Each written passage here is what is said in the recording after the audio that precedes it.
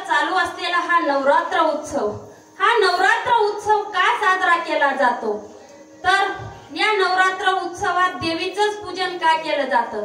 तर या देवीच्या आपल्यावर अनंत असे उपकार आहेत. आता तुम्ही म्हणणार की या देवीचे आपल्यावर काय उपकार आहेत आणि आपण हा उपवास का करतो? तर या देवीच्या ऋणातून मुक्त होण्यासाठी आपण हा उपवास करतो, जागर करतो, देवीचा गोंधळ करतो, कारण या देवीचे आपल्यावर उपकार आहे. आता देवीचा पहिला उपकार आपल्यावर काय? जेव्हा ही देवी आपल्याकडे सरस्वती रूपाने येते तेव्हा ती आपल्याला विद्या नावाचं धन देत असते. हीच देवी आपल्याकडे जेव्हा लक्ष्मी रूपाने येते तेव्हा आपल्याला पैशांचं धन देते.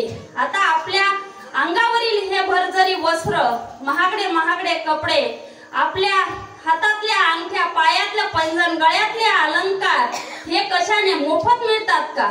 तर नाही, या लक्ष्मी मातेच्या कृपेने आपल्याला ते मिळत असतात. त्यामुळे आपल्याला ह्या देवीचे उपकार आपल्यावर आहे. जेव्हा हीच देवी आपल्याकडे अन्नपूर्णा म्हणून येते तेव्हा ती आपल्याला आपल्या पोटाची आग शमवण्यासाठी अन्न देत असते. म्हणून अन्नपूर्ण मातेचेही आपल्यावर उपकार आहे.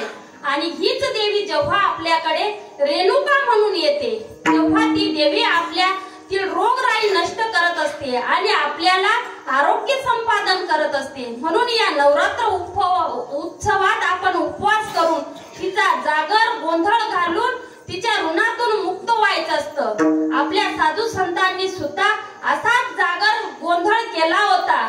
त्यांनी जागर गोंधळासाठी मंडप सुद्धा दिला होता. कशाचा मृत्यू पाताळ यांचा मंडप घातला हो, मृत्यू पाताळ यांचा मंडप घातला हो, मृत्यू पाताळ यांचा मंडप घातला हो, मृत्यू पाताळ यांचा मंडप घातला हो.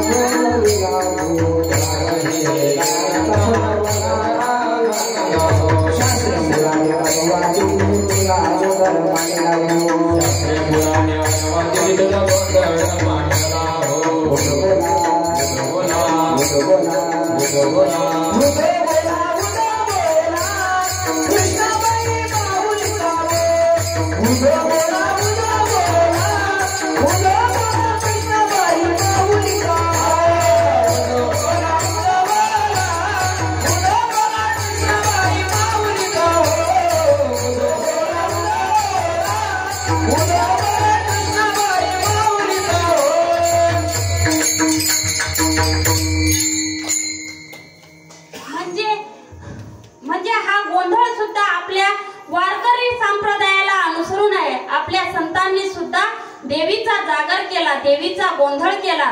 त्याच्यासाठी त्यांनी स्वर्ग, मृत्यू, पाताळ यांचा मंडप घातला होता आणि त्यांनी फुलवारा बांधला होता 4 वेदांचा, ऋग्वेद, यजुर्वेद, सामवेद आणि अथर्ववेद आणि 5वा वेद म्हणजे तुकोबारायांचा गाथा, अशा 4 वेदांचा फुलवारा बांधला होता. आता तुम्हाला फुलवारा माहिती आहे का? आपल्या भाषेत फुलाडा म्हणतात त्याला. लग्नामध्ये नवरदेव आणि नवरीची आत्या फुलवाडा करते आणि तो फुलाडा बांधला जातो. म्हणजे फुलवारा या शब्दाचा अपभ्रंश झाला, फुलाडा झाला तो. अनेक शब्दांचे तसे अपभ्रंश केले जातात. दुसऱ्यांचं नाही सांगत, माझ्याच नावाचा खूप अपभ्रंश करतात. माझं नाव अगदी सोपं आहे, वैतरणा, पण काहींना ते जमतच नाही. ओवर असतात 2 मात्रा, पण ते मात्राच खाऊन घेतात, वतरणा म्हणतात. एवढंच नाही, आधी तमन असतो नंतर र असतो, पण ते तसं नाही म्हणत, ते वर्तना म्हणतात. आमचे जे कुमार असतात नेहमी तेच म्हणतात, मला वर्तना मावशीच म्हणतात. असा अपभ्रंश केला जातो नावाचा. पण तुम्ही पत्रिकेत मात्र एकदम बरोबर टाकलेलं आहे नाव, वैतरणा विरारी. अगदी काहीही चूक न करता टाकलेलं आहे वैतरणा विरारी. विठ्ठल विठ्ठल विठ्ठल.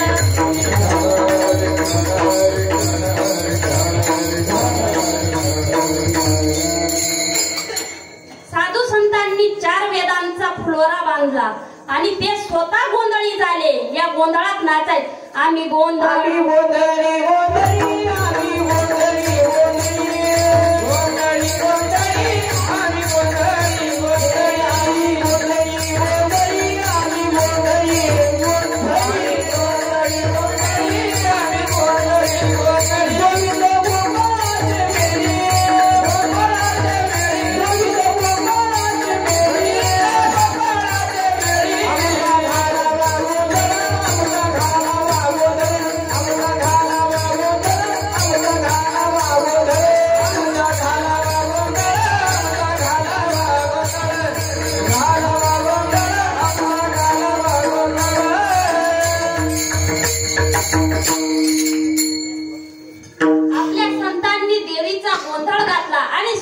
गोंधळी झाले.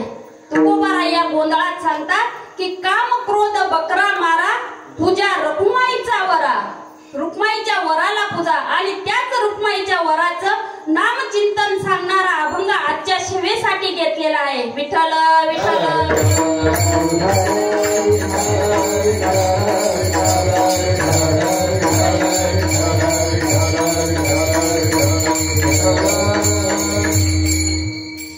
आजच्या सेवेसाठी घेतलेला अभंग हा तुकोबारायांच्या गाथ्यातला आहे. हा अभंग सर्वांच्या परिचयाचा आहे. सर्व वारकऱ्यांच्या तो पाठातला आहे. ज्याचा हा अभंग पाठ आहे तो खरा वारकरी आणि ज्याचा पाठ नसेल तो वारकरीच नाही. आणि या अभंगाला अनन्यसाधारण महत्व प्राप्त झालेले आहे. त्याचं कारण असं की हा अभंग तुकोबारायांच्या गाथ्यातला असला तरी तो माऊलींच्या हरिपाठात नित्य नेमाने म्हटला जातो. कारण माऊलींचा हरिपाठ हा वारकरी संप्रदायामध्ये नित्य नेमाने केला जातो. कारण माऊलींचा हरिपाठ म्हणजे ती वारकऱ्याची संध्या आहे. म्हणून हा अभंगाला अनन्यसाधारण महत्व आहे. माऊलींच्या हरिपाठातील 27 अभंग म्हटले गेले की 28व्या क्रमांकाला हा अभंग म्हटला जातो. याचं कारण असं की माऊलींनी आपल्या हरिपाठात जो अनुबंध चतुष्टय सांगितलेला आहे तोच तुकोबारायांनी या अभंगात सांगितलेला आहे. आता अनुबंध चतुष्टय म्हणजे काय? अनुबंध चतुष्टय म्हणजे अधिकारी, विषय, प्रयोजन आणि संबंध याला अनुबंध चतुष्टय असं म्हणतात. तुकोबारायांनी हा अभंग अगदी करुणावृत्तीने या अनाथ जनांसाठी अगदी करुणावृत्तीने हा अभंग लिहिलेला आहे. नाथ महाराज भागवतात सांगतात, दयाळ नवे द्रवली दृष्टी, तन मन धारोनी गोठी. दयाळ नवे द्रवली दृष्टी, तन मन धरोनी गोठी. अनाथावरी करुणा मोठी, संकटी उद्धरी दिनाते. हा अगदी कळकळीने लिहिलेला अभंग आहे. कारण त्यांच्या साधू संतांच्या ठिकाणी अगदी या अनाथ प्राण्यांविषयी कळकळा असतो. आणि हा अभंग त्यांनी त्यासाठीच लिहिलेला आहे. कारण तुकोबारायांचा जर मोठा गुण कोणता असेल तर भूतांवर दया करणे, अनाथांवर दया करणे हा असतो. विठ्ठल विठ्ठल.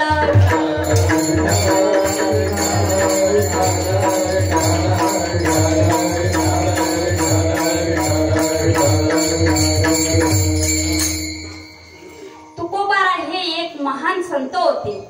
त्याचप्रमाणे ते एक वैद्य सुद्धा होते. आणि या विषयासक्त जीवांचा रोग पाप जाण्यासाठी त्यांनी एक औषध शोधून काढलं. पण आपल्याला औषध कसं पाहिजे असतं? आपल्याला औषध हे आयतं पाहिजे असतं. कोणीतरी आयतं आणून द्यायला पाहिजे, न मागता आणून दिलेलं पाहिजे. ते औषध स्वस्त पाहिजे, घर पोच पाहिजे, ऑनलाईन फ्री होम डिलिव्हरी, कष्ट करायची गरज नको असं औषध पाहिजे. आणि काहींना तर फुकट पाहिजे असतं औषध. फुकट खायची लई सवय झालेली आहे आजकाल लोकांना. एक प्रसंग सांगते फुकट वरून तुम्हाला. एक शेतकरी होता. इतके काबाड कष्ट केले शेतकऱ्याने आणि वांगे लावले. वांगे होते जरा मोठे, ते बंगाळे वांगे लावले. आणि त्या वर्षी त्या वांग्यांना बाजार नव्हता. मार्केटात पैसा होत नव्हता. शेतकऱ्याला वाटलं चला रोपाचे तरी पैसे करू.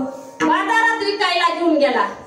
काबाड कष्टाने बिगर जेवणाचे वांगे तोडले, बाजारात घेऊन गेला. कशाबद्दल सांगते? फुकट बरोबर. फुकटाचं लोकांना किती आवडतं. तर वांगे विकायला बाजारात गेला.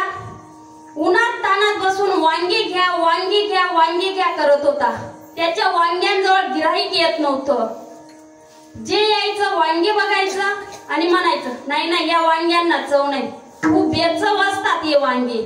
कोणी गिऱ्हाईक नव्हतं त्याच्या वांग्यांजवळ. सायंकाळ झाली, एकही वांग त्याचं विकलं गेलं नाही. बिचारा खूप दुःखी होता. त्याला वाटलं एवढं ओझ घेऊन बाजारात वांगे आणले आणि आता हे वांगे परत कसे घेऊन जाऊ. म्हणून त्यांनी युक्ती काढली, जाऊ द्या फुकट देतो. आता त्यांनी वांगे घ्या म्हणायचं बंद केला. चला फुकट वांगे, चला फुकट वांगे, चला फुकट वांगे. आले सर्व बाजारातली सर्व गर्दी वांग्यांजवळ. आता नाही हो, वांगे तसं चांगलं लागतात. थोडं आगळं तेल टाकायचं, थोडा मीठ मसाला टाकायचा, शेंगदाण्याचं कूट टाकायचं, वांगे छान लागतात. म्हणजे फुकटचं इतकं लोकांना आवडतं. 5 तास बसून ज्याचं एक वांग विकलं गेलं नव्हतं, 5 मिनिटात अख्ख्या कॅरेटी रिकाम्या झाल्या त्याच्या. इतकं फुकटचं लोकांना आवडतं. विठ्ठल विठ्ठल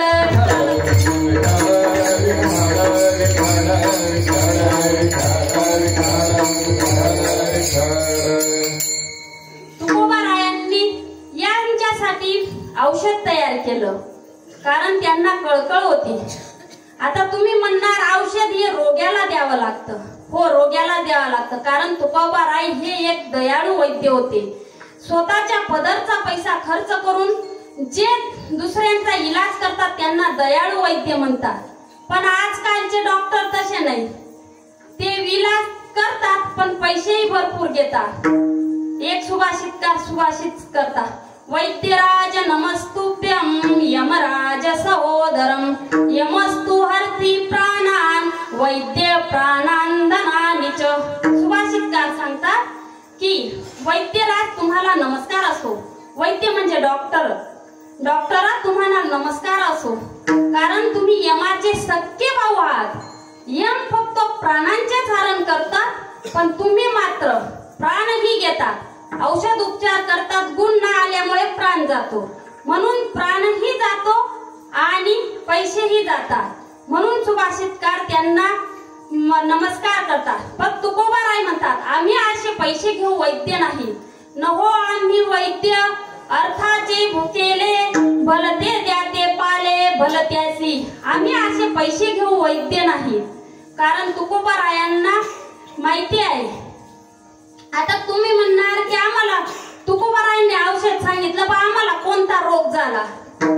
हो, इथं बसलेले सर्व रोगी आहे, कारण इथं बसलेल्यांना रोग कोणता झालेला? माझा अहंकार नावाचा रोग झालेला आहे.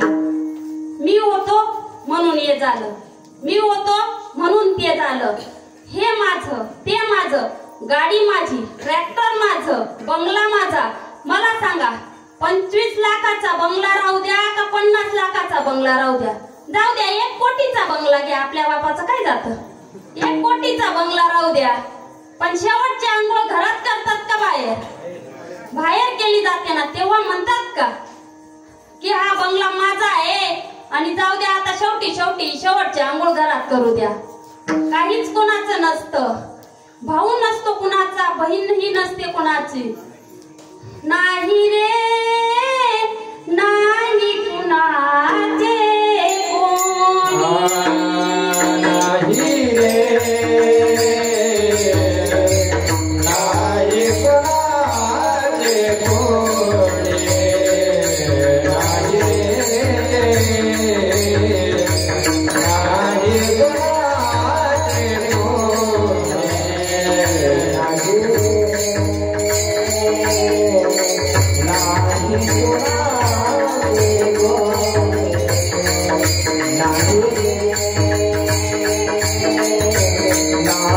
कुणाचे कोणी,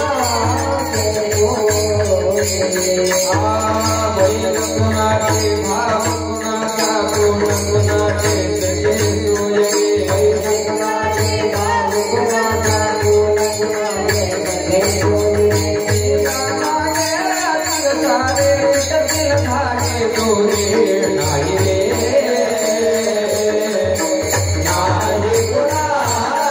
कोणी.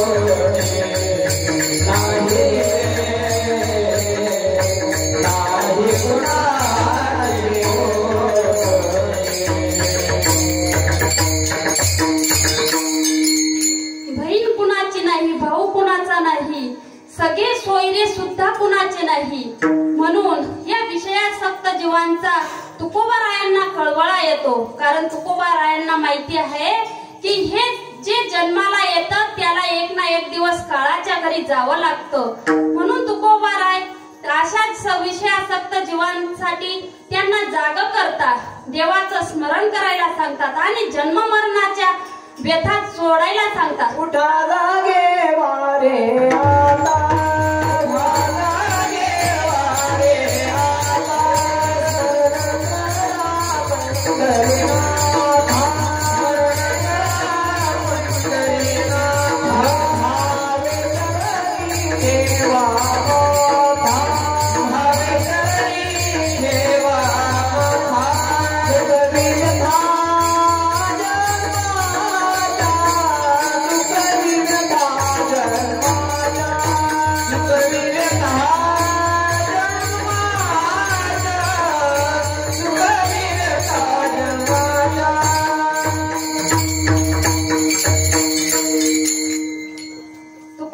अशा विषयासक्त जीवांना जाग करतात, देवाचं भजन करायला सांगतात. कशासाठी? तर त्यांना माहिती आहे की यांना एकाच्या एक दिवशी या काळाचे तडाखे खावे लागणार आहे.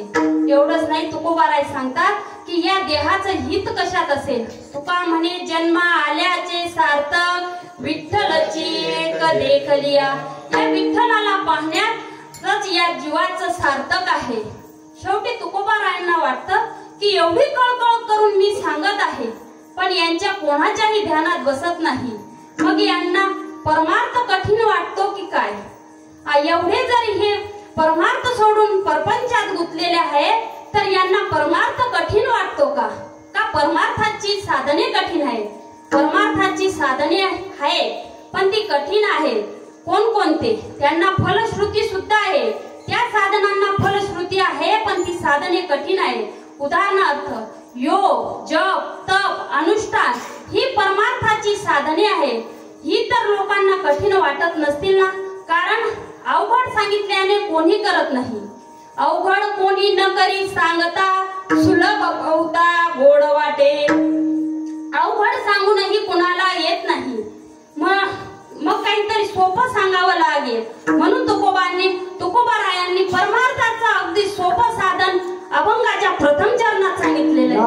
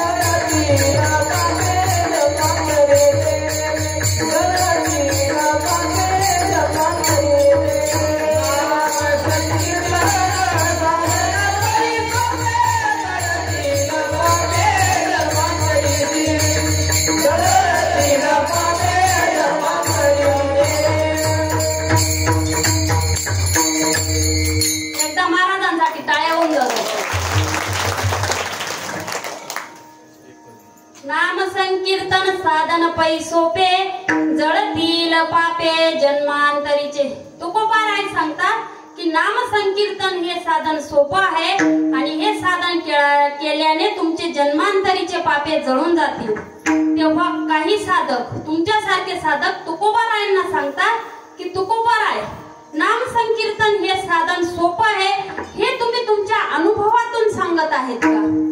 तेव्हा तुकोबाराय सांगतात, हो, अनुभवाने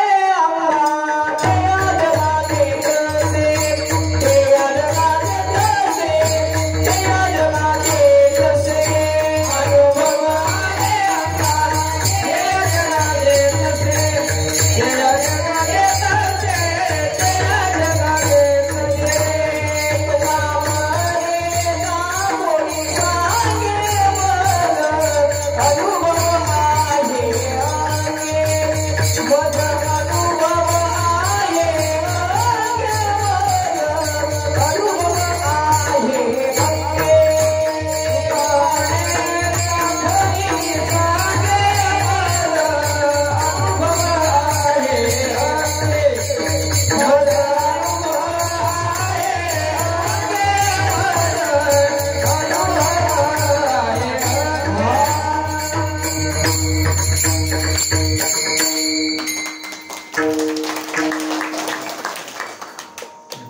संत हे नेहमी लोकांना आपल्या अनुभवातूनच सांगत असतात.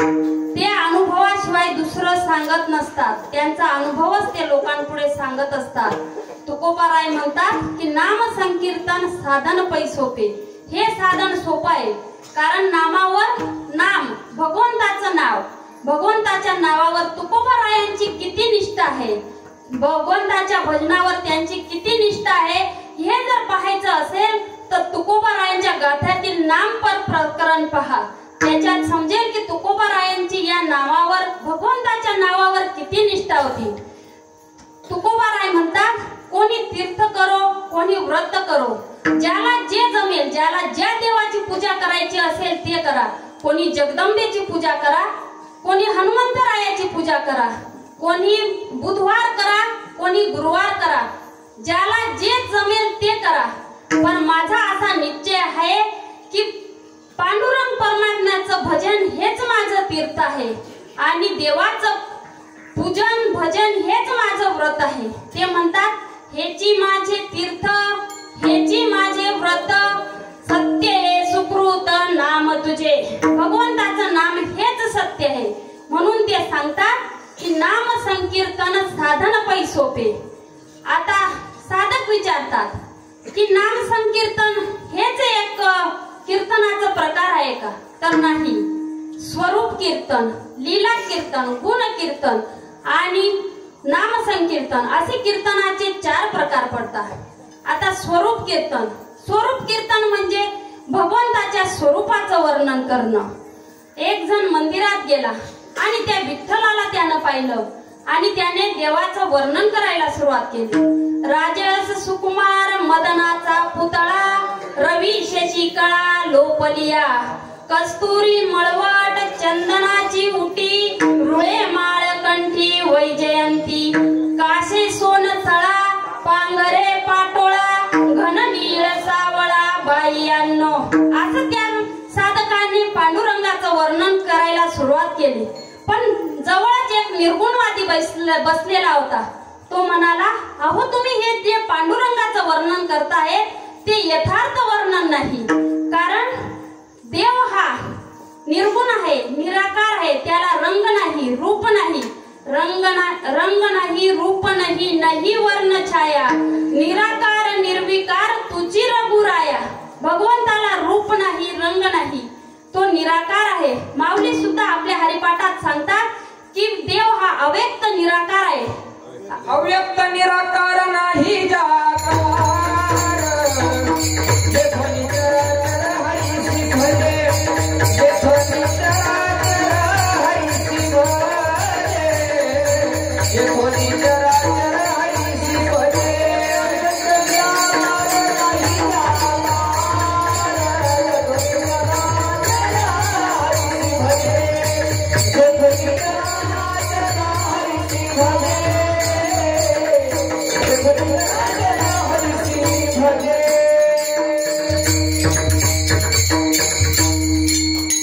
देव अव्यक्त आहे, निराकार आहे, त्याला आकार नाही. म्हणून भगवंताचं स्वरूप कीर्तन करणं कठीण आहे. आता दुसरा प्रकार आहे देवाचं लीला कीर्तन.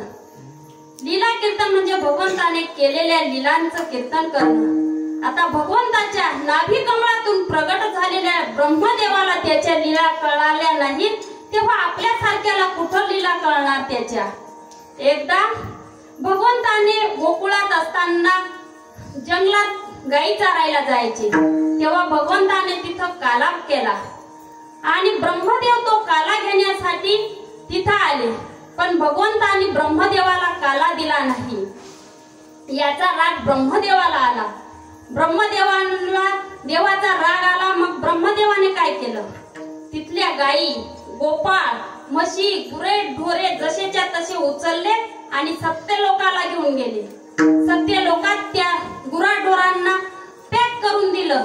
आता बघू बाबा देव काय करतो. पण ब्रह्मदेवाला काय माहिती, हा देव आहे. देवाने 2 दिवस झाले. आता ब्रह्मदेवाला वाटले 2 दिवस झाले हे गाई डोर मुलं बाळ मी इथं आणले, पण अजून एकही वर्तमानपत्रात जाहिरात नाही, काय झालं असेल गोकुळात. म्हणून ब्रह्मदेव स्वतः गोकुळात पाहायला गेले. पण तिथं जसेच्या तसे गायी ढोरे मुलं गोपाळ सर्व जसेच्या तसे होते. मग जिथं ब्रह्मदेवाला सुद्धा भगवंताच्या लीला कळल्या नाही तेव्हा आपल्याला सुद्धा भगवंताच्या लीला कळणार नाही. म्हणून लीला कीर्तन करणं हे कठीण आहे. आता गुण कीर्तन, भगवंताच्या गुणांचं कीर्तन. आता भगवंताचे अनंत अवतार आहेत. अनंत अवतारात त्याचे अनंत गुण आहेत. म्हणून भगवंताच्या गुणांचं वर्णन सुद्धा करता येणार नाही. पुष्पदंत महाराज शिवमहिम्न स्तोत्रामध्ये सांगतात, असितगिरी समं शात्कज्जलं सिंधु पात्रे सुरतरु वर्षा काले कली पत्रमुर्वी निगती निकृत्वा शारदा सर्वकालं तदपि तव गुणानां ईशपारं नयाति. पृथ्वीचा कागद केला, मेरू मंदार सारखे पर्वत क्षीरसागरामध्ये डवळून त्याची शाई केली, कल्पवृक्षाची फांदी केली आणि स्वतः शारदा माता जरी लिहायला बसल्या तरी त्या पांडुरंगाच्या गुणांचं वर्णन करता येणार नाही. विठ्ठल विठ्ठल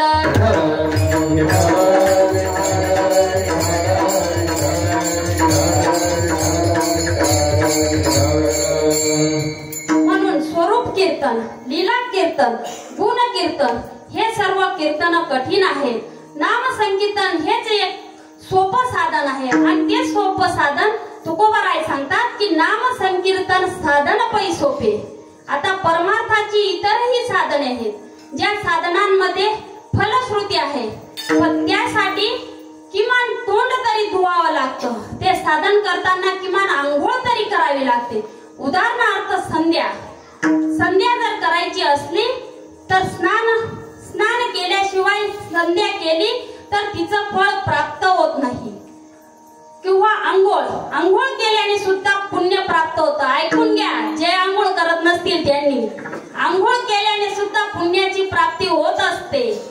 आंघोळ केल्याची पुण्याची प्राप्ती होत असते, पण केव्हा बहिर दिशेला जाऊन आल्यावर आंघोळ केली तर त्या आंघोळीचं पुण्य लाभत असतं.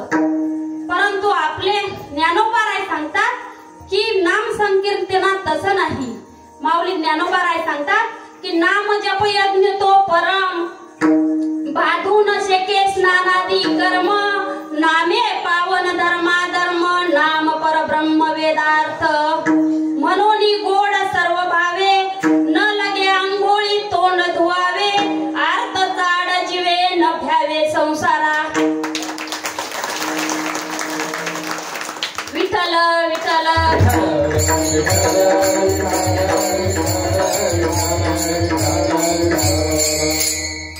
आता तुम्ही म्हणणार नाम संकीर्तनासाठी आंघोळ करायची गरज नाही, तोंड धुवायची गरज नाही, मग आम्ही आंघोळच करायची नाही का? तसं नाही. इतर साधनांसाठी त्याची जरुरी आहे, पण याच्यासाठी नाम संकीर्तनासाठी त्याची जरुरी नाही. भगवंताचं नाव इतकं सोपं आहे आणि ते सर्वत्र आहे. माऊली आपल्या हरिपाठात सांगतात, ज्ञानदेव म्हणे नाम हे सुलभ, ज्ञानदेव म्हणे नाम हे सुलभ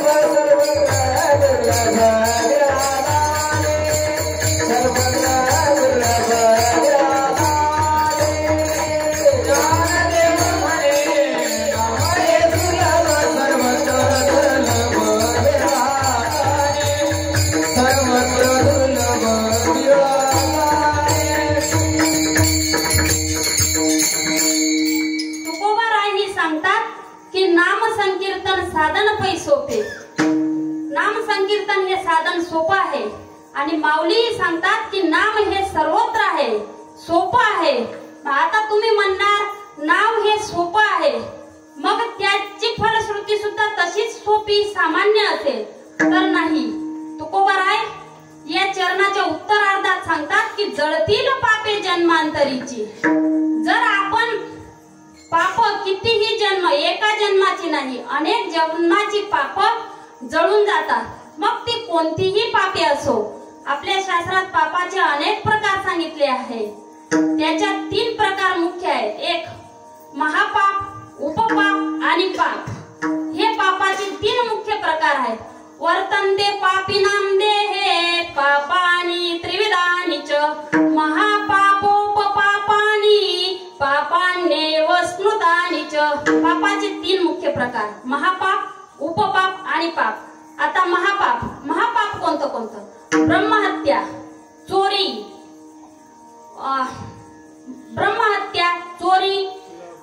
सुरापान आणि परदारागमन आणि यांची साथ करणे ही 5 महापापे सांगितलेली आहेत. आता उपपाप, पतिताशी भाषण करणं, पतिताला स्पर्श करणं, निषिद्ध अन्न भक्षण करणं ही झाली उपपापे. आणि पापामध्ये मांस भक्षण करणं, दारू पिणं हे पाप आहे. आणखी काही 3 प्रकारची पाप आहेत, कायिक पाप, वाचिक पाप आणि मानसिक पाप. आता कायिक पाप म्हणजे काय? आपल्या शरीराकडून केली जाणारे पापे. एखाद्याकडून मोबदला दिल्या वाचून एखादी वस्तू ग्रहण करणे किंवा यज्ञादी कर्म केल्या वाचून हिंसा करणे, एखाद्या प्राण्याचा बळी घेणे याला कायिक पाप म्हणतात. वाचिक पाप, वाचेने केले जाणारे पाप. वाचेने केले जाणारे पाप म्हणजे कोणतं? खोटं बोलणं, एखाद्याला टोचून बोलणं, वर्मस्पर्शी भाषण, कुबुद्धीनं बोलणं याला वाचिक पाप म्हणतात. आणि मानसिक पाप म्हणजे मनाने केले जाणारे पाप. एखाद्याचं मनातून वाईट चिंतन करणं, मग याला वाचिक पाप, याला मानसिक पाप म्हणतात. कायिक, वाचिक, मानसिक पाप असे हे पाप असतं. पण हे सर्व पाप सुद्धा जळून जातात. मग आता तुम्ही म्हणणार की हे पाप कोण करतं? आपण तर स्वतः हे पाप करतो का? याच्यावर श्रीकृष्ण आणि अर्जुनाचा संवाद, यांचा संवाद म्हणजे गीता. आणि या गीतेत अर्जुन भगवंताला प्रश्न करतो की भगवंता, हा मनुष्य स्वतः पाप करतो का कोणाच्या प्रेरणेने प्रेरित होऊन पाप करतो? अर्जुन म्हणतो, अथ केन प्रयुक्तोयम पापम चरति पुरुषः अनिच्छन्नपि वार्ष्णेय बलादीव नियोजित. अर्जुन भगवंताला प्रश्न करतो की हे भगवंता, मनुष्य हा स्वतः पाप करतो का कोणाच्या प्रेरणेने प्रेरित होऊन पाप करतो? याचं उत्तर भगवान खूप छान देतात. भगवंत म्हणतात, काम येश, क्रोध येश, रजोगुण समुद्भव, महाशनो महापापमा विद्यना मिह वैरिणम. भगवंत अर्जुनाला सांगतात की हे अर्जुना, रजोगुणापासून उत्पन्न झालेला हाच क्रोध आहे. आणि हा क्रोध माणसाचा खूप वैरी आहे. या जन्मात तो त्याचा वैरी आहे. आणि हा काम आणि क्रोधच याला पाप करायला प्रवृत्त करत असतो. विठ्ठल विठ्ठल.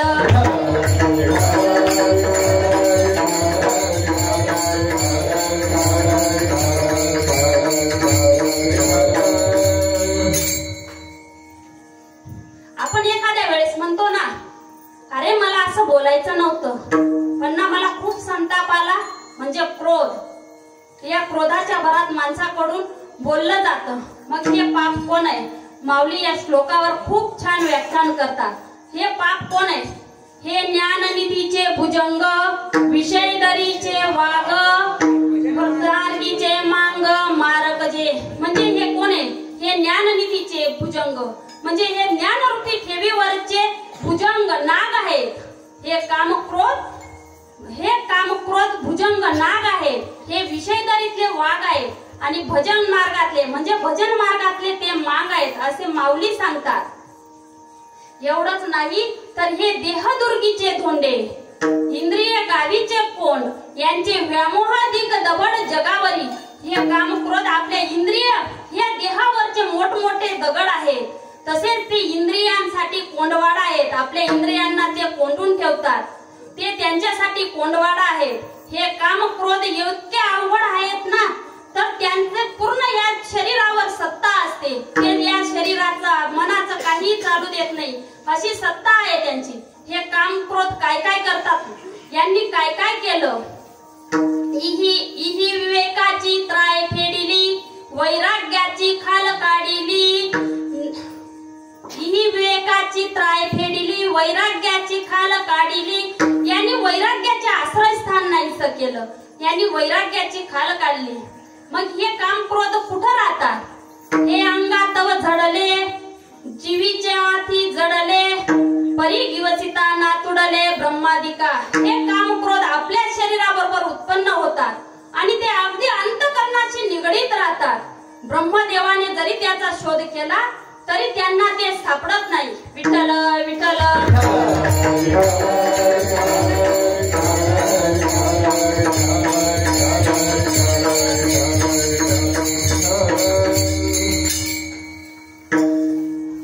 या काम क्रोधाचा पराक्रम सुद्धा माऊलींनी सांगितलेला आहे.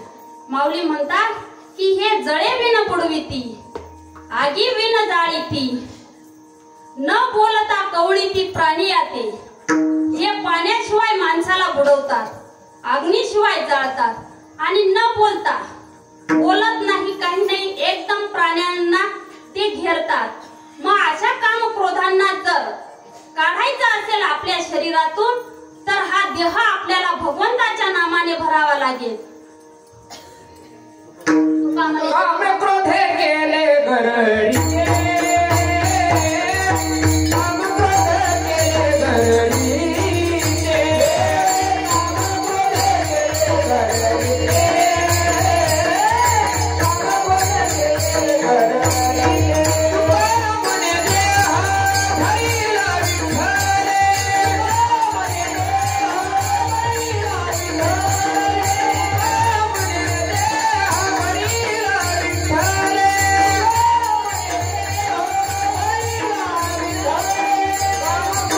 केले गरडीचे, काम क्रोध केले गरडीचे, काम क्रोध केले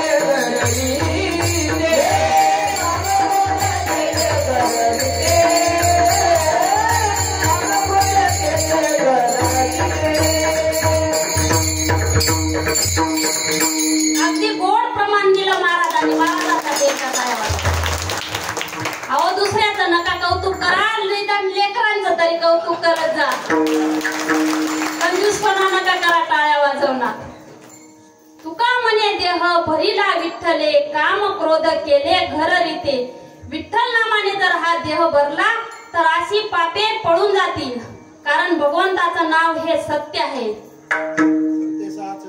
सत्य साच खरे नाम विठोबाचे बरे, नाम विठोबाचे बरे, नाम विठोबाचे बरे, सत्य नाम खरे नाम विठोबाचे बरे, नाम विठोबाचे बरे, नाम विठोबाचे बरे.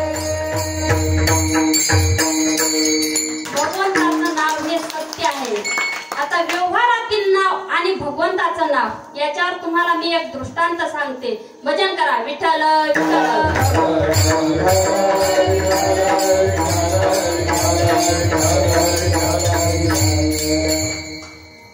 आता व्यवहारातलं नाव आणि भगवंताचं खरं नाव याच्यातला दृष्टांत सांग.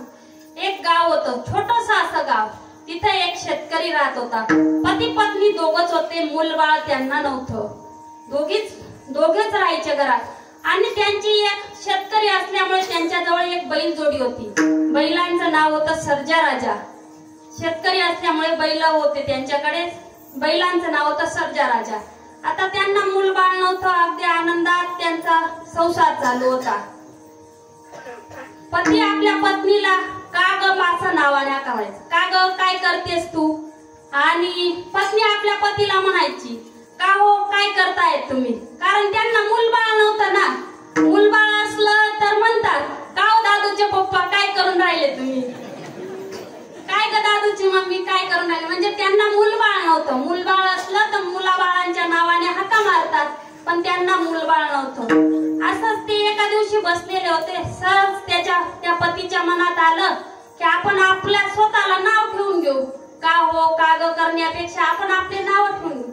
ती म्हणाली काय गरज आहे, हेच आपलं बरोबर आहे. पण तो म्हणाला नाही नाही आपण ना आपले नाव ठेवून घेऊ. मग त्याने स्वतःचं नाव ठेवलं लाडू. तू मला लाडू म्हणत जाय. आणि तिचं नाव ठेवलं जिलेबी. तिचं नाव जिलेबी, त्याचं नाव लाडू. आणि सर्जा राजा. मग आता म्हणायचं या सर्जा राजांचं पण नाव आपण बदलून घेऊ. आता सर्जाचं नाव ठेवलं त्यांनी पाहुणा आणि राजाचं नाव ठेवलं त्यांनी चाबू. शेतकरी होता तो. असं सर्वांची नाव फिक्स झाले. लाडू, जिलेबी, पाहुणा आणि चाबू सर्वांचे नाव फिक्स झाले. एके दिवशी लाडू गेला शेतात. त्याला जमीन नांगरायची होती. त्यांनी पाहुणा आणि चाबूकचा आऊत जुंपलं, नांगरणी चालू केली. थोडा वेळ झाला, 9 साडेनऊ वाजले असतील आणि मग जिलेबी आली न्यारी घेऊन. न्यारी आधी न्यारी म्हणायची, आता नाश्ता म्हणतात. आली जिलेबी, नाश्ता घेऊन आली लाडूसाठी. मग लाडूने सांगितलं, जिलेबी ती भाकरी ठेव तिथंच आंब्याच्या सावलीत. मग तिने, मी तोवर येतो, पाहुणा आणि चाबूकला सोडून आणि चारा पाणी करतो, तोवर ठेव तू त्या भाकरी तिथं. जिलेबीला घरी थोडस काम होतं. तिने त्या भाकरी ठेवल्या आंब्याच्या झाडाखाली ठेवल्या आणि ती लगेच घरी परत आली. लाडूने ते आपले पाहुणा आणि चाबूकला सोडलं, त्यांना पाणी पाजलं, चारा टाकला आणि त्याच आंब्याच्या झाडाखाली त्यांना बांधून दिलं आणि बसला आपला जेवायला.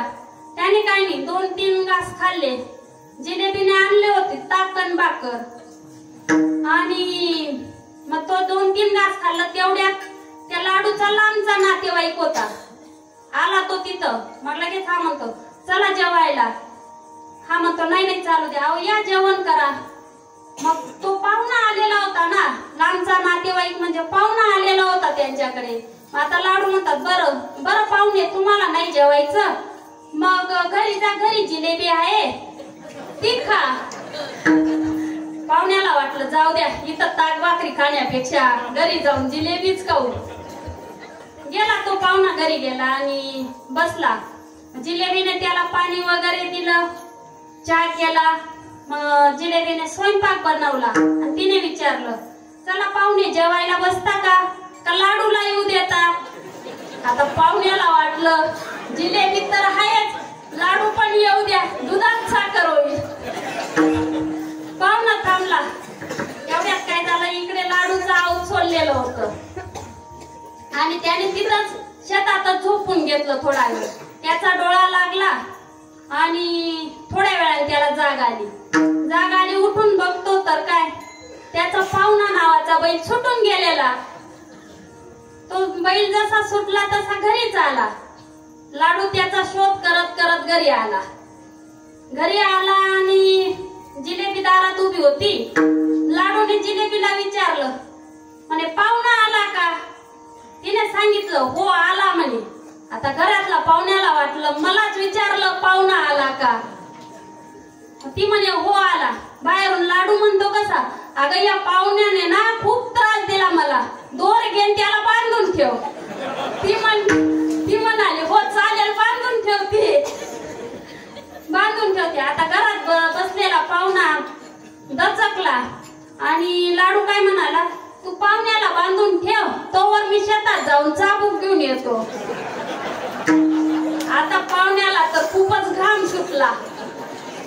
इतका घाम सुटला तर त्याचं पोटच कापून आलं बघा. तो उठला.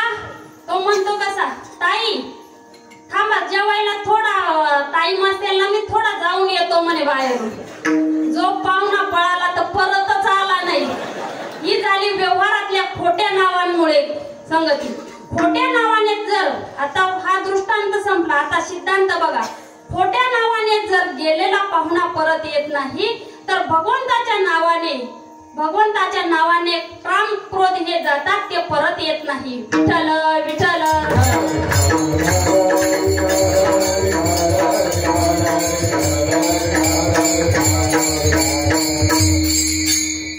तुकोबरायांनी नाम संकीर्तन हे खूप सोपं साधन सांगितलेलं आहे आणि या साधनाने पापे सुद्धा जळून जातात.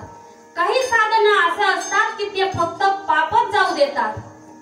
काही साधने असं असतात पापही जातं आणि पुण्याची प्राप्ती देखील होते.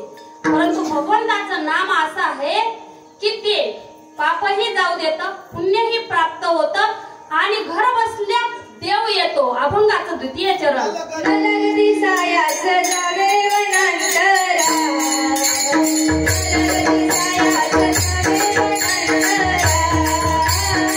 Thank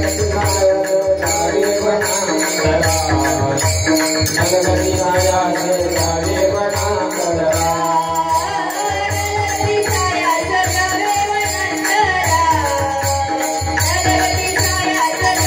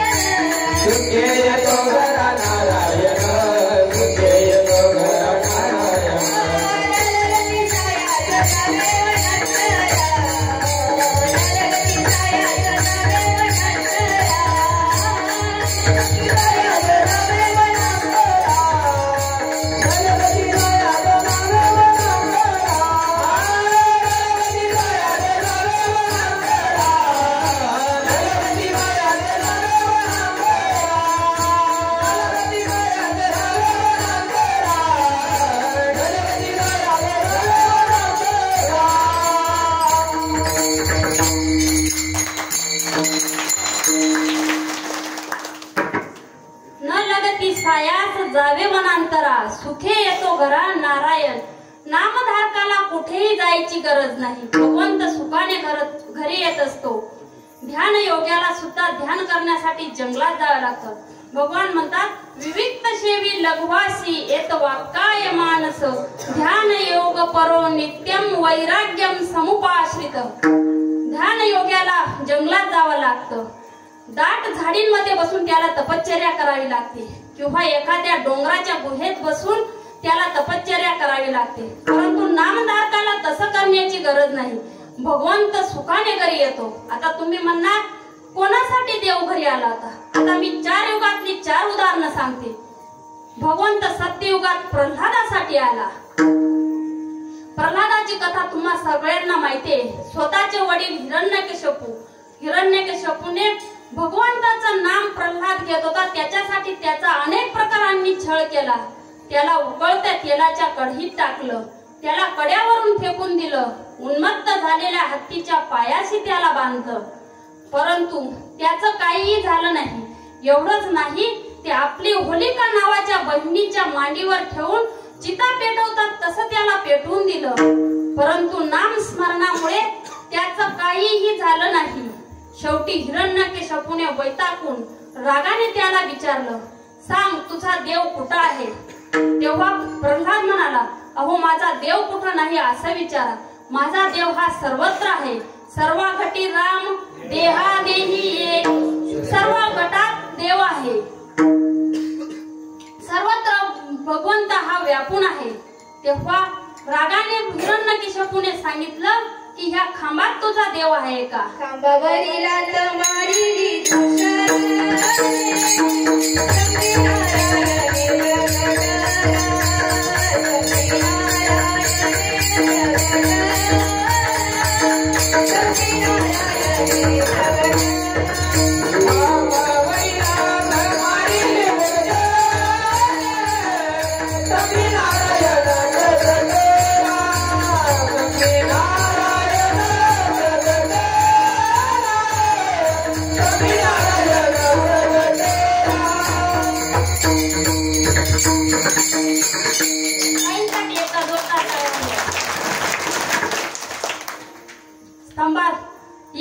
या खांबात तुझा देव आहे का? प्रल्हादाने सांगितलं, हो या खांबात सुद्धा माझा देव आहे.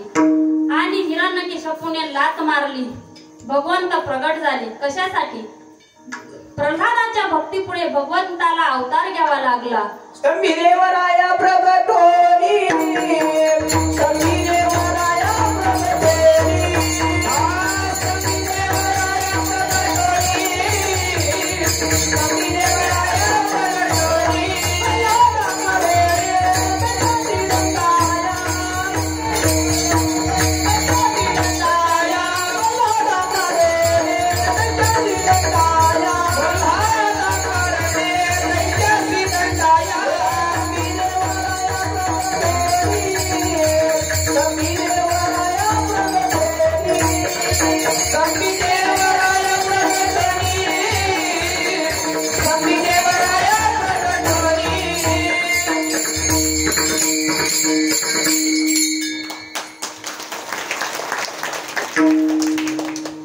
स्तंभातून देव प्रगट झाले. कशामुळे? भगवंताचं नाम स्मरण प्रल्हादाने इतकं केलं होतं. केव्हा केलं होतं? प्रल्हादाने आपल्या देवाचं स्मरण करायला सुरुवात केव्हा केली होती? सत्वर उच्चार प्रल्हादी बिंबला. आईच्या गर्भात असताना त्याने देवाचं नाव घ्यायला सुरुवात केली होती. अहो आताचे तर निम्मी वय झालेले सुद्धा त्यांना सांगा, हाव चला माळ घालून घ्या, कीर्तनाला चला, भजनाला चला, त्यांना बोलायला ते सांगतात नाही नाही ते तुमच्याकडे सोपून दिलेलं आहे. परमार्थ प्रल्हादाने केव्हा परमार्थ सुरू केला? आईच्या गर्भातच परमार्थ सुरू केला. त्याच्यामुळे देवाला सुद्धा अवतार घ्यावा लागला. आता दुसरं उदाहरण आहे त्रेतायुगातलं माता शबरीचं. माता शबरीसाठी सुद्धा देव आले होते. आता माता शबरी कोण? तर एका भिल्ल समाजातील राजा शबर आणि त्या शबर राजाची मुलगी शबरी. आता शबरी उपवर झाली म्हणून त्याच्या वडिलांनी शबर राजाने तिचं लग्न ठरवलं आणि लग्नात मेजवानीसाठी त्याने 1000 बोकडांचा बळी द्यायचा होता. म्हणून शबरीने विचारलं वडिलांना, का हो बाबा, एरवी आपल्या दारात एक गायही नसते आणि आता हे एवढे बोकड कशासाठी? तेव्हा शबरराजाने शबरीला सांगितलं, अगं शबरी, तुझं लग्न जमलंय आणि तुझ्या लग्नात मेजवानी म्हणून या बोकडांचा बळी द्यायचा आहे. पाहुण्यांसाठी मेजवानी करायची. असे अनेक पाहुणे असतात, त्यांना बोकडाचीच मेजवानी लागते. पण पाप आहे ते, खात जाऊ नका. बोकडांची मेजवानी आहे. शबरीला वाटलं, माझ्या सुखा करता, माझ्या लग्ना करता जर एवढ्या 1000 बोकडांचा बळी जात असेल तर नको मला असलं सुख, नको मला असलं लग्न. लग्नाच्या आदल्या रात्री शबरी निघून गेली. आताही काही लग्नाच्या आदल्या रात्री निघून जातात, पण ते कशा करता जातात? विषय भोगासाठी जातात ते. पण शबरी माता फक्त दुसऱ्याच्या सुखा करता, प्राण्यांच्या मुका प्राण्यांचा बळी जाऊ नको म्हणून शबरी माता घर सोडून गेल्या. जंगलात गेल्या. जंगलात त्यांना मातंग ऋषींची भेट झाली. मातंग ऋषींची सेवा केली शबरी मातेने, मनोभावे सेवा केली. मातंग ऋषींनी शबरीला सांगितलं, अगं शबरी, एवढी माझी सेवा करतेस, एवढी जर तू सेवा त्या पांडुरंग परमात्म्याची केली तर देव तुला घरी येतील भेटायला. शबरी मातेने मातंग ऋषींचं तेवढंच बोलणं ऐकलं आणि भगवंताची सेवा केली. सेवा करणं म्हणजे काय? हातपाय दाबणं, त्यांचं घर स्वच्छ करणं किंवा त्यांचं काही हातपाय दाबून घेणं, त्याला सेवा म्हणत नाही. सेवा म्हणजे नामस्मरण, देवाचं नामस्मरण चालू केलं शबरी मातेने. आणि शबरी मातेसाठी देवाला वनात यावं लागलं. शबरी मातेला भेट द्यावी लागली. प्रभू रामचंद्रांना शबरी मातेच्या घरी यावं लागलं. एवढी त्या शबरी मातेची भक्ती होती की रामाला तिला घरी भेट द्यायला यावी लागली. तिची उष्टी बोरे खावे लागली. जब मेरे राम जी का वन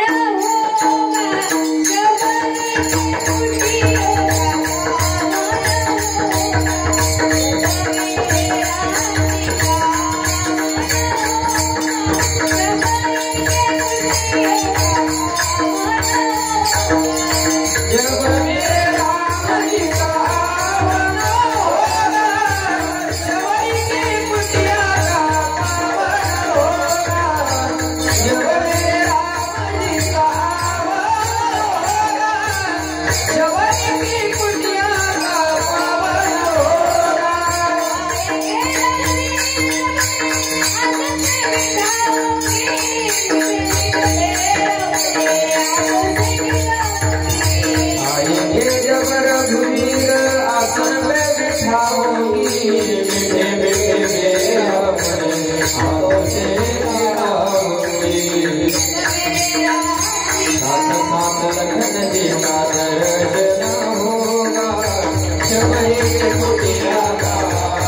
जब मेरे राम जी का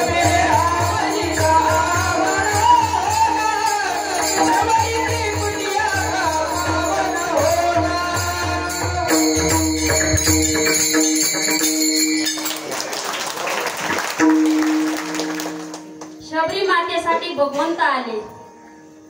आता द्वापार युगातलं उदाहरण पांडवांसाठी देव, पांडवांची खूप भक्ती होती त्यांची. पांडव हे ज्ञानी भक्त होते आणि त्या पांडवांच्या भक्तीसाठी द्वारकेचा राणा द्वारकेचा राजा होता तो.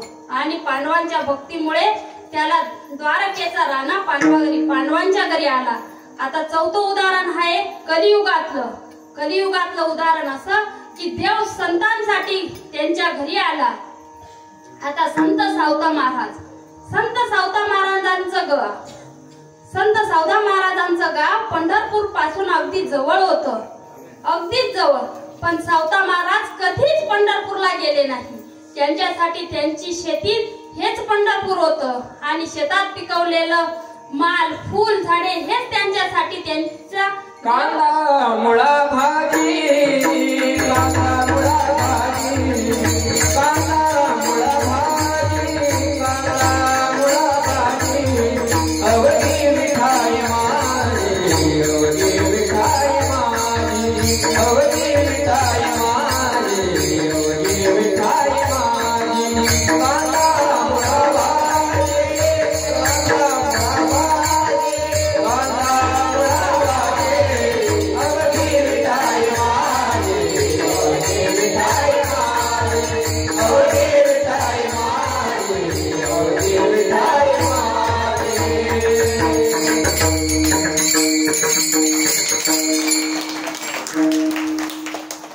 सौता महाराजांसाठी त्यांचा मळाच पंढरपूर मळात टिकवलेलं हेच त्यांचा भगवान पांडुरंग होता.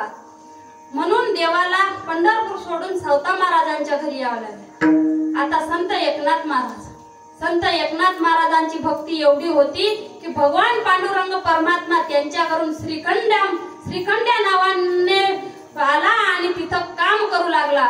सर्व एकनाथ महाराजांच्या घरातले सर्व काम, स्वयंपाक करणं, धुणं भांडी, सर्व काम. एवढंच नाही तर कावडीने पाणी सुद्धा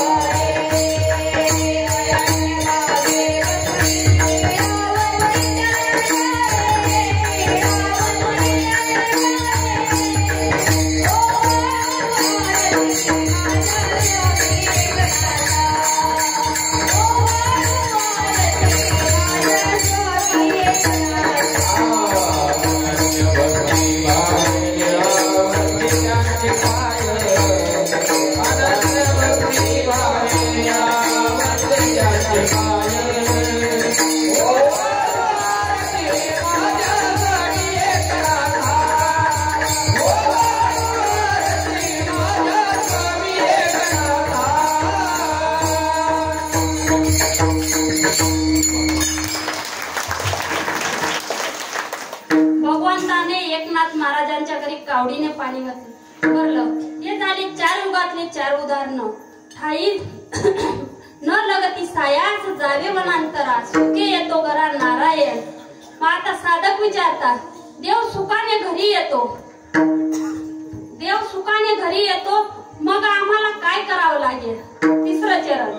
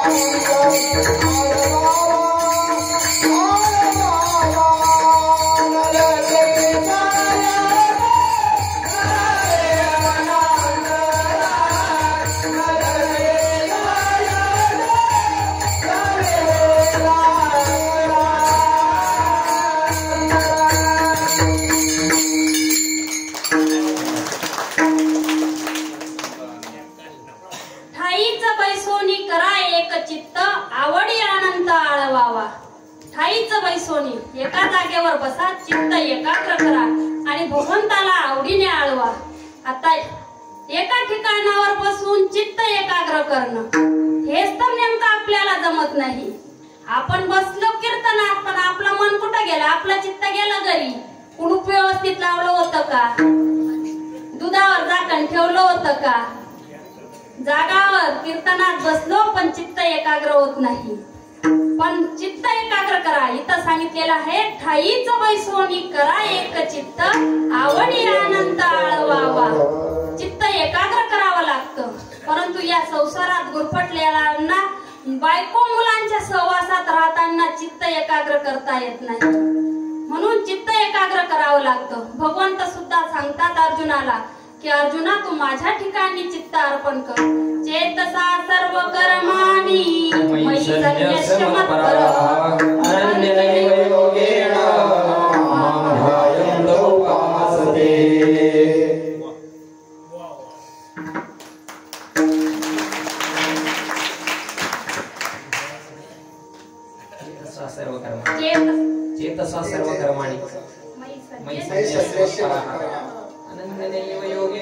मां ध्यायन् उपासते बुद्धी योगं उपाश्रित्य मच्चित्त सततं भव मच्चित्त सर्वदुर्गाणि मत्प्रसादात् तरिष्यसि.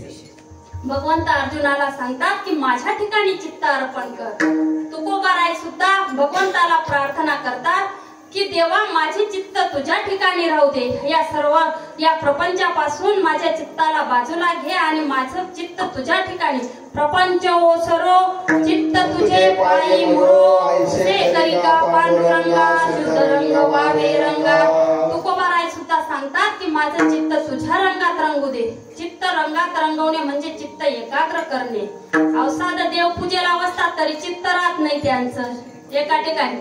देवपूजा करत असताना सुद्धा घरातले व्यर्थ बडबडी करतात. एक जण असा देवपूजेला बसला आणि पत्नीला विचारतो. त्याने कधी एका माणसाला पैसे उसनवार दिलेले असतात. तो विचारतो का ग ते बापू पैसे देऊन गेले का? आमचे बापू नाही बर का पैसे उसनवार नाही देतात दुसऱ्यांना. विचारतो तो का ग बापू पैसे देऊन गेले का? आता त्याचे देव धुतले गेले होते. देवांना गंध पण लावला गेला होता. आता तो स्वतःला गंध लावण्याच्या तयारीत होता. परंतु तिकून त्याच्या पत्नीने सांगितलं नाही दिले अजून. आता तो कपाळाला गंध लावतो. म्हणतो कसा काय डोक्याला ताण झाला हो याला पैसे दिले. नंतर कानांना लावतो गंध. माझ्याकडे लक्ष द्या हा. कानांना आता कानांना खाली लावेल परत पैसे देणार नाही. देवाची शपथ घेऊन सांगतो कोणाला उसनवार पैसे देणार नाही. अहो पाठीचा मनका मोडतो पैसे कमवण्यासाठी. आता पैसे देणार नाही. जाऊ द्या दिले तर दिले. मनगटात जोर असेल ना परत कमवून घे. अशी देवपूजा असते. कोणा देवाचं नाव घेताना चित्त पण त्या नावात असलं पाहिजे. नाम घेता वैखरी चित्त धावे विषयावरी. स्मरणा माझी स्मरण कैसे होय विस्मरण. म्हणून देवाचं नाव हे घ्यायचं असतं पण ते आवडीने घ्यायचं असतं. काही घेतात पण सवडीने घेतात. काहींचं नाव घ्या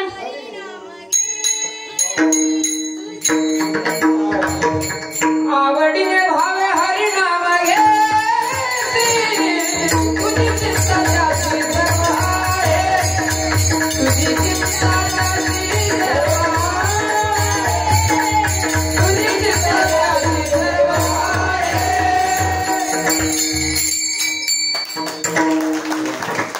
आवडीने हरिनाम घेशी तुझी चिंता त्याशी सर्व आहे. जर आपण देवाचं नाव आवडीने घेतलं तर त्या आपली चिंता तो पांडुरंग परमात्मा करत असतो.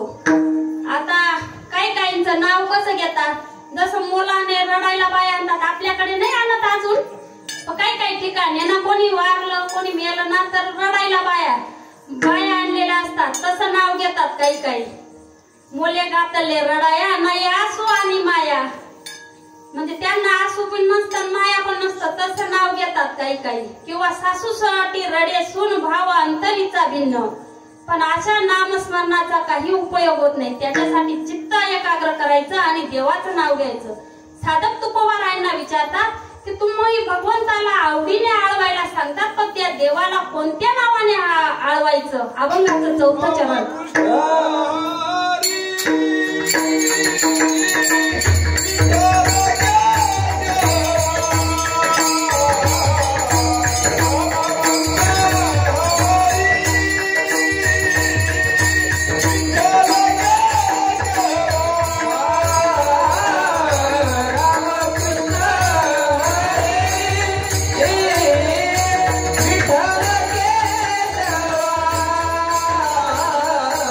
राम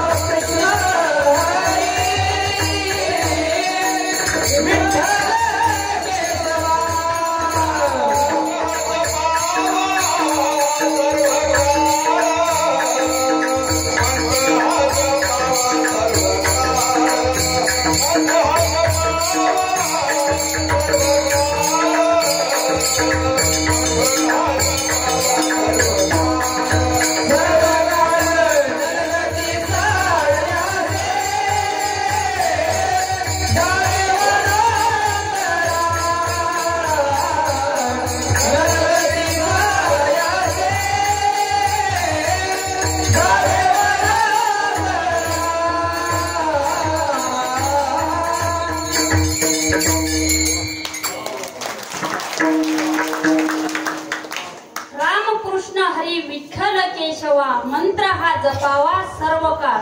तुकोबारायांनी हा जो मंत्र सांगितलेला आहे या मंत्रात खूप खूप सामर्थ्य आहे. तसे आपले मंत्र हे एक शास्त्र आहे आणि या मंत्र शास्त्रात अनेक प्रकारचे मंत्र सांगितलेले आहेत. त्यातील काही मंत्र सांगते मी तुम्हाला. एक असतो सिद्ध मंत्र, साध्य मंत्र, सुसिद्ध मंत्र, अरिमंत्र. आता सिद्ध मंत्र म्हणजे काय? जो कालांतराने फळ देत असतो त्याला सिद्ध मंत्र म्हणतात. साध्य मंत्र सिद्ध मंत्रापेक्षा थोडा लवकर फळ प्राप्ती करून देतो, थोड्या श्रमाने फळ प्राप्ती करून देतो, त्याला साध्य मंत्र म्हणतात. सुसिद्ध मंत्र त्वरित फळ देणारा सुसिद्ध मंत्र असतो. अरिमंत्र हा जप करणाराचा सर्वनाश करणारा असतो. अरिमंत्र जप करण्याचा सर्वनाश करत असतो. जप मंत्र हा ऋण व धन चक्राचे शोधन करून सिद्ध केलेला असतो. मंत्र हा ऋणी जापक धनी असावा. याचा उलट जर मंत्र असला तर तो निष्फळ असतो, त्याचा कितीही जप केला तरी व्यर्थ असतो. आणि काही मंत्र असे असतात, तुकोबाराय म्हणतात, मंत्र जळे थोडा तरी घडची होय वेडा. वेडे सुद्धा करतात काही मंत्र. परंतु तुकोबारायांनी हा जो मंत्र सांगितलेला आहे रामकृष्ण विठ्ठल केशवा, याच्या एका अक्षरात खूप खूप सामर्थ्य आहे. आता या मंत्रात वापरलेलं पहिलं अक्षर आहे राम. राम शब्दात खूपच ताकद आहे. राम म्हटलं की तोंड उघडतं आणि म म्हटलं का तोंड बंद होतं. राम म्हटल्यावर तोंड उघडतं म्हणजे आज जी पापी असतात ती बाहेर जातात आणि म म्हटल्यावर तोंड बंद होतं म्हणजे बाहेर गेलेली पापी आत येऊ देत नाही. कपाटाप्रमाणे ते तोंड बंद होतं. हे मी माझ्या नाही सांगत, सुभाषितकार सांगतात. रकारोच्चार मात्रेन बहिर्निर्याति पातकम पुन्हा भावेच मकारस्तु कपाटवत, म्हणजे कपाटाप्रमाणे बंद होतं. असं हे राम नाव आहे. आणि हे राम नाव तुम्ही केव्हाही घेऊ शकता. बैसलिया ठाई म्हणता राम राम, काय होय श्रम ऐसे सांगा. बसल्या जागेवर सुद्धा तुम्ही रामाचं नाव घेऊ शकता. घ्या बरं देवाचं नाव. श्रीराम जय राम जय जय राम, श्रीराम जय राम जय जय राम, श्रीराम जय राम जय जय राम, श्रीराम जय राम जय जय राम, श्रीराम जय राम जय जय राम, श्रीराम जय राम जय जय राम, श्रीराम जय राम जय जय राम, श्रीराम जय राम जय जय राम, श्रीराम जय राम जय जय राम, श्रीराम जय राम जय जय राम, श्रीराम जय राम जय जय राम, श्रीराम जय राम जय जय राम, श्रीराम जय राम जय जय राम, श्रीराम जय राम जय जय राम, श्रीराम जय राम जय जय राम, श्रीराम जय राम जय जय राम, श्रीराम जय राम जय जय राम, श्रीराम जय राम जय जय राम, श्रीराम जय राम जय जय राम, श्रीराम जय राम जय जय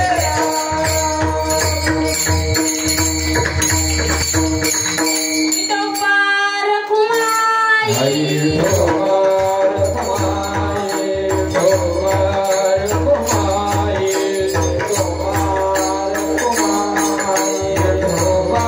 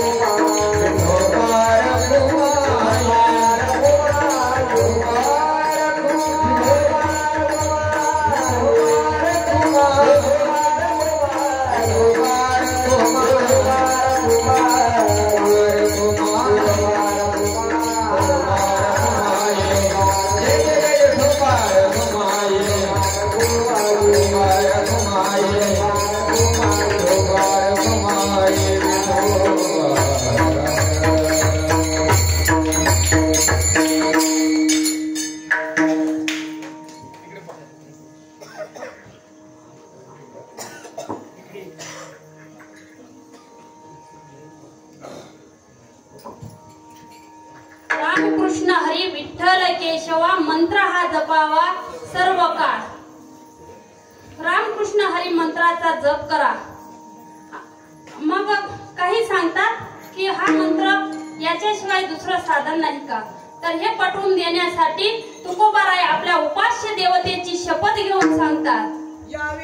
अनेक याविना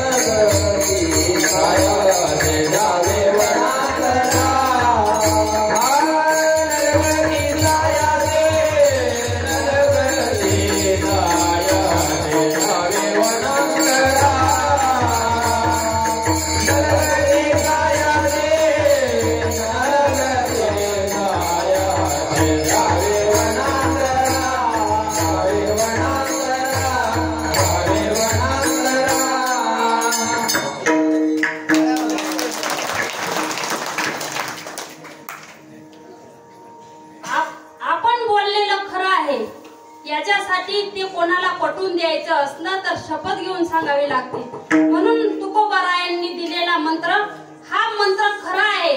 याचा जर तुम्ही जप केला तर तुम्ही या भवरोगातून मुक्त होणार. म्हणून तुकोबाराय आपल्या उपास्य देवतेची शपथ घेऊन सांगतात की याच्याशिवाय दुसरं साधन नाही.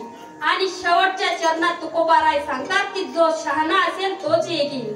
म्हणे सोपे आहे सर्व गुणे तुका म्हणे सोपे आहे सर्व गुणे तुका म्हणे सोपे आहे सर्व गुणे तुका म्हणे सोपे आहे सर्व गुणे